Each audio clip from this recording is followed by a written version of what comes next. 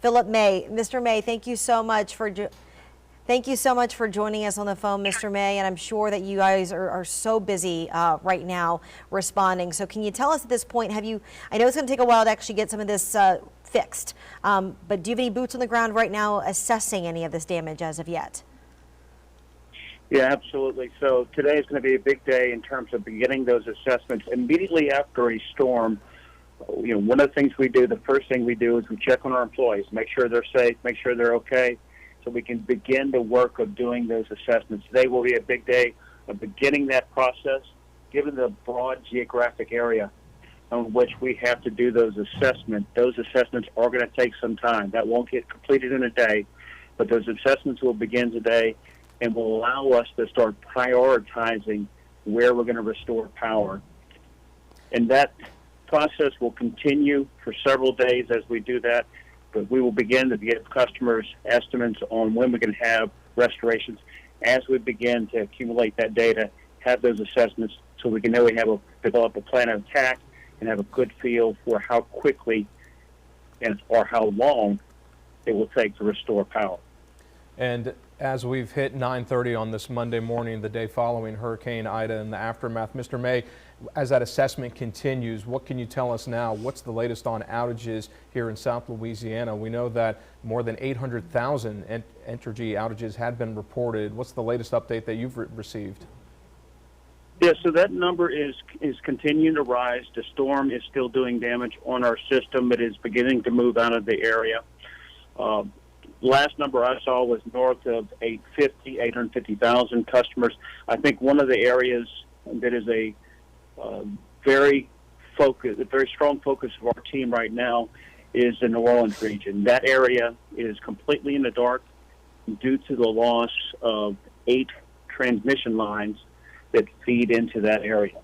And if I could just step back and give you a feel for what we're dealing with, geographically, that area is sort of the toes of the boot of Louisiana. And from a geographic perspective, you can't really feed in from the south, the Gulf of Mexico, or from the east, kind of a similar thing. So we have to bring transmission in along the Mississippi River.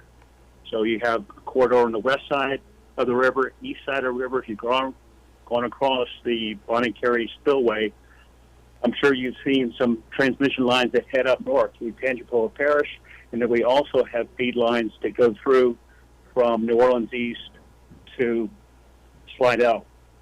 All 8 of those transmission lines are out of service at this point.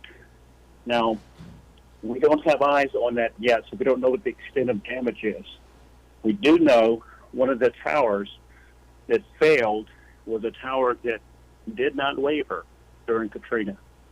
This is one of the most robustly engineered structures on our entire Entergy system, 400 feet tall, and Ida knocked it down. So we expect to see significant wind damage, but that assessment is underway with a focus on getting the lights back on into the area, New Orleans area, despite the challenge we have with transmission. Now, Mr. May, do you have to get all 8 of those lines fixed first before you can then work on like the inner workings of the city, or can you just start kind of line by line? Can you give people an idea of how that process is going to work? Yeah, so that's a great question. Those 8 lines provide a lot of redundancy for this highly populated area, highly industrialized area. We don't have to have every one of those on to begin restoration. If we can get one line that provides this ability, a toehold, if you will, to begin restoring power. We'll get a second line that provides additional flexibility, additional optionality, ability to serve more load. We also have local generation.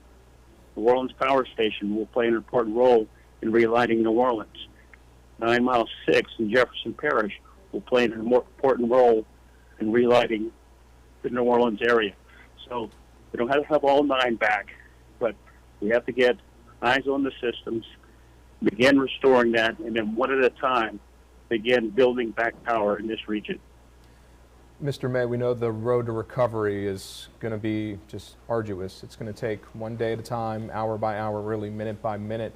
Looking ahead, Look, there's a lot of Saints fans. Let me ask you about this. Within 2 weeks, the Saints are supposed to open up their season here in New Orleans in the Caesars Superdome. Do you feel confident that infrastructure and power can be restored in the days and weeks ahead for the Saints to be able to host that game on September 12th, now less than 2 weeks away? Yeah, so at this point, we do not have enough assessments to say with certainty whether or not we'd be able to support that. Historically, we've said for a storm like this, it's 7 to 10 days for most customers. For hard-hit areas, 3 weeks. So I really cannot say with certainty whether or not we can meet that date. Our goal is to restore our customers as quickly and as safely as possible, and that's what we're doing.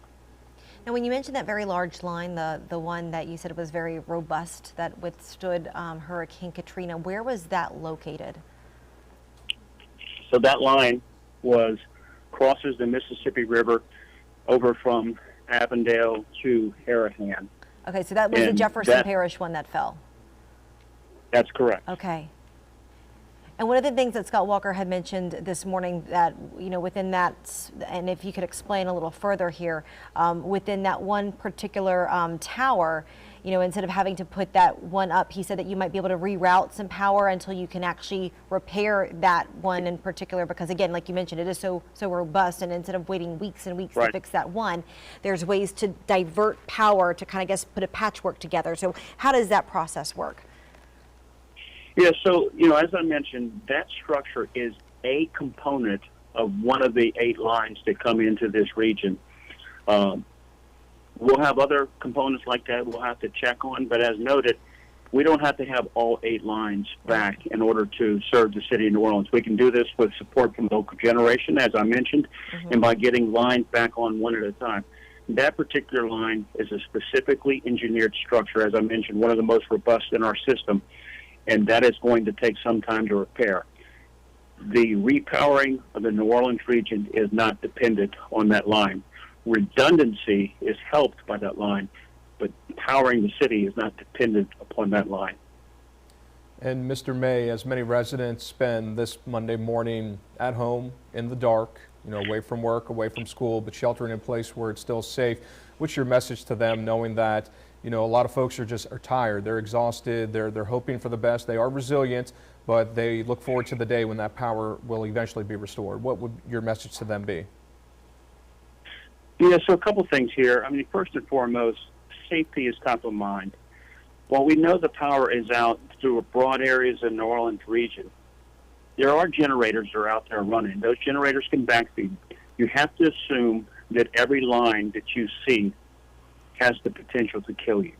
It could be a live wire because of backfeed from generators, even if power is not being supplied by Entergy.